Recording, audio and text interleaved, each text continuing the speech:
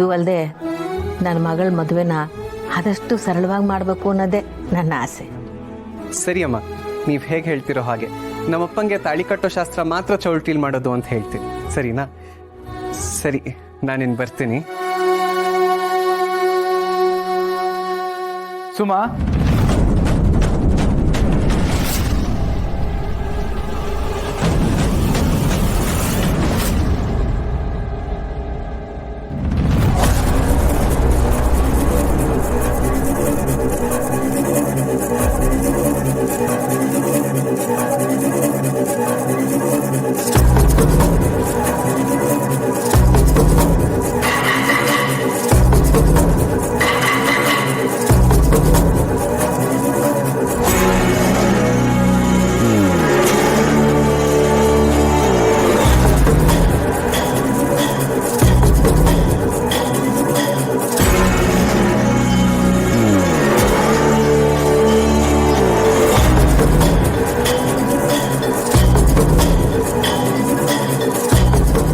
ಕರಿಯಲ್ಲ ಅಂದಿದ್ದಲ್ಲಪ್ಪ.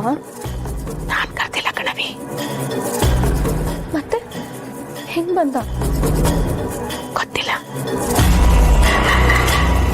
ಯಾರು ಬರೋದ್ ಬ್ಯಾಡ ಅಂದಿದ್ರೋ ಅವರೇ ಬಂದಾಯ್ತು. ಈ 3 ಅಡಿಗೆ ನೆಮ್ಮದಿ ಅನ್ನೋದೇ ಇರಬಾರ್ದು. ಕ್ಷಣ ಕ್ಷಣನೂ ಹಿಂಸೆ ಅನುಭವಿಸ್ತಾನೆ ಇರಬೇಕು.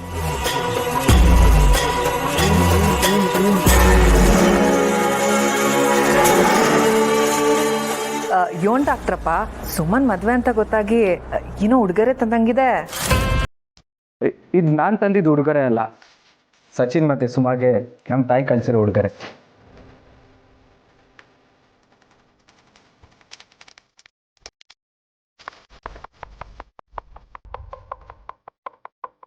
ಲೇ ಪುರುಷೆ, ಸುಮಾನು ಸಚಿನ್ ಒಂದಾಗೋ ಟೈಮ್ನಾಗ ಈ ನನ್ನ ಮಗ ಯಾಕಲ ಕರಡಿ ಬಂದವನೆ?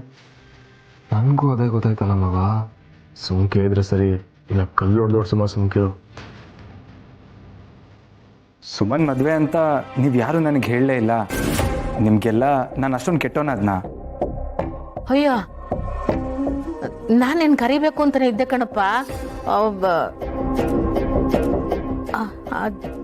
ಆದ್ರೆ ಗೊತ್ತು ಬಿಡಿ ಅಮ್ಮ, ನಾನು ಎಲ್ಲಿ ನಿಮಗೆಲ್ಲ ನೋವಾಗೋಗಿ ಮಾತಾಡ್ತೀನಿ ಅಂತ ನನ್ನನ್ನು ಅವಾಯ್ಡ್ ಮಾಡಿದ್ದೀರಾ.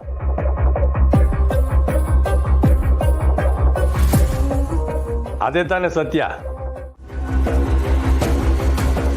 ದಯವಿಟ್ಟು ಎಲ್ಲರೂ ನನ್ನ ಕ್ಷಮಿಸ್ಬಿಡಿ.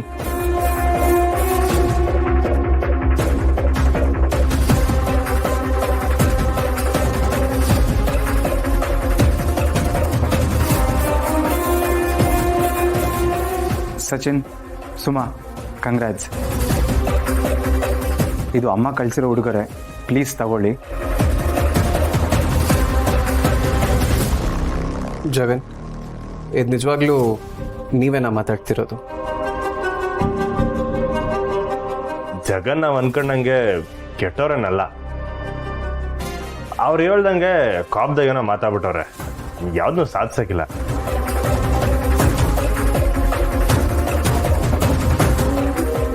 ಈ ಮದುವೆನ ನಮ್ಮ ತಾಯಿನೇ ನಿಂತು ಒಪ್ಸಿದ್ದು ಅನ್ನೋ ವಿಷಯ ನಂಗೆ ಗೊತ್ತಿರಲಿಲ್ಲ. ಅವ್ರಿಗೆ ಪ್ರಜ್ಞೆ ಬಂದಾಗ ನಂಗೆ ಹೇಳಿದ್ರು.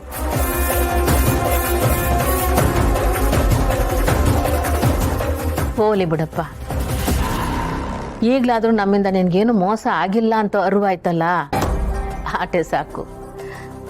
ಗೌರವ ಹೆಂಗವಳಪ್ಪ? ಪ್ರಜ್ಞೆ ಬಂದಿದೆ, ಆದರೆ ಜಾಸ್ತಿ ಮಾತಾಡೋಕ್ಕಾಗಲ್ಲ. Sachin, Suma, happy married life. ನಾನಿನ್ನು ಬರ್ತೀನಿ ಅಮ್ಮ. ತಡಿಯಪ್ಪ, ಏನೋ ಆಗಿದ್ದೆಲ್ಲ ಆಗೋಯ್ತು. ಮನಸ್ಸಿನಾಗ ಏನೂ ಇಟ್ಕೊಳ್ದೆ ಶುಭ ಕಾರ್ಯದಾಗ ನೀನು ಬಂದು ಭಾಗಿಯಾಗು.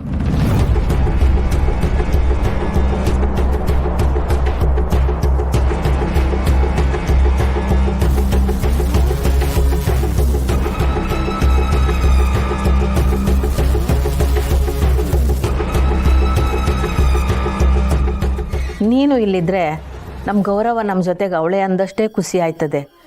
ದಯಮಾಡಿ ಇಲ್ಲ ಅನ್ಬೇಡ ಕಣಪ್ಪ.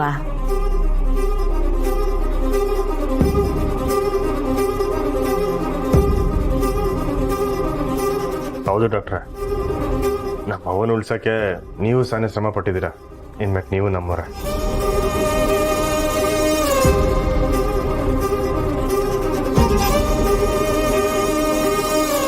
ಜೊತೆಗೆ ಇದ್ದು ನಮ್ಮ ಮಗುನ ಕೊನೆ ಆಸೆ ಈಡೇರಿದಾಗ ಭಾಗಿಯಾಗಿ. ಏನ್ ಯೋಚನೆ ಮಾಡ್ತಿದ್ದೀರಾ ಜಗನ್? ಇದನ್ನ ನಾವು ಮನ್ಸಾರೆ ಹೇಳ್ತಿರೋದು. ನೀವು ಸುಮನ್ ಮದ್ವೆಲ್ ಜೊತೆಲಿರಿ. ಇಷ್ಟು ಬೇಗ ನನ್ನ ಕ್ಷಮಿಸಿ ಈ ಶುಭ ಕಾರ್ಯದಲ್ಲಿ ಭಾಗಿಯಾಗಿ ಅಂತ ಕೇಳ್ತಿದ್ದೀರಾ? ಇಲ್ಲ ಅಂತ ಹೇಳಿ ಮತ್ತೆ ಕೆಟ್ಟೋನಾಗಲ್ಲ.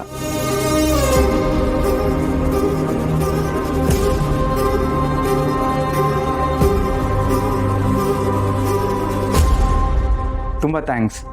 ನಮ್ಮ ತಾಯಿ ಆಸೆನೇ ನನ್ನ ಆಸೆ.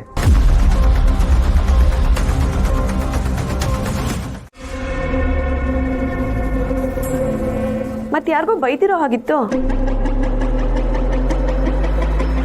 ಆ ಮುಂಬೈ ನಂಬರ್ಗೆ ಅವತ್ತಿಂದ ಫೋನ್ ಮಾಡ್ತಾನೆ ಇದ್ದೀನಿ. ಬಟ್ಟಿ ಮಗ ಸ್ವಿಚ್ ಆಫ್ ಮಾಡ್ಕೊಂಡ್ಬಿಟ್ಟವನೆ.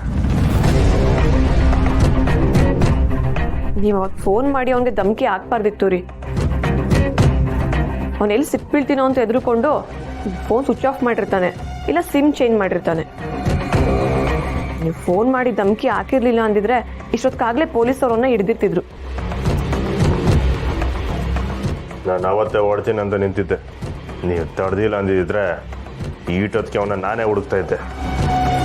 ಹೋಗ್ಲಿ ಬಿಡಿ. ಹೇಗಿದ್ರು ಆ ನಂಬರ್ ಪೊಲೀಸರು ಸಿಕ್ಕಿದ್ಯಲ್ಲ, ಅದನ್ನ ಟ್ರೇಸ್ ಮಾಡಿ ಅವ್ನು ಯಾರು ಎತ್ತ ಅಂತ ಕಂಡಿಡಿತಾರೆ. ಅವ್ರು ಕಂಡಿಡಿಗಂಟ ನಾನು ಕಾಯಕ್ಕಾಗಿಲ್ಲ. ಅವ್ನು ಯಾರು ಅಂತ ನಂಗೆ ಗೊತ್ತಾಗ್ಲೇಬೇಕು.